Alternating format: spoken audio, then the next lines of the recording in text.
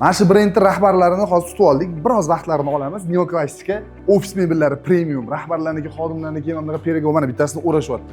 Yoqqa yuring. Savol beramiz hozir. Ismoil aka, assalomu alaykum. Sizga mikrofon taqilgan. 2 daqiqa vaqtingizni olamiz.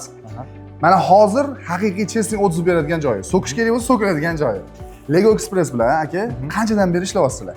Hozirgi kunda salkam 1 yil bo'lib qoldi. Nimalar olib kelib berishadi sizga? Biznesda ko'rayotgan hamma ofisni kreslo, hammasini, mebellarni hamma bilib. Bundan tashqari yana bitta biznes yo'nalishingiz bor-a? Bundan boshqa stanok olib kiramiz bizda. Butun O'zbekiston mebelchilariga stanoklar yetkazib beramiz. Stanokni ham olib kirishadi. Shunaqa. Nimaga Lego Express tanlagansiz? Hisobda taqqoslab chiqqanmisiz boshqa logistikalar bilan?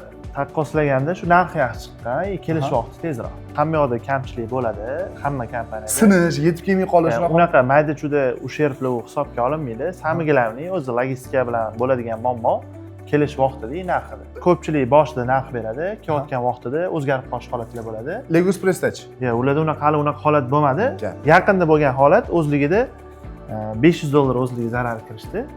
Bizga narx berib qo'yishgan, mashinalar qimmat narx. Lekin o'zgartirishmani qoplab berishdi. O'sha narxda olib keldi. Demak, tavsiya qilishga arziydi. Ismoil aka, Neoklassika brendi asoschisi Lego Express tavsiya qiladi. Rahmat.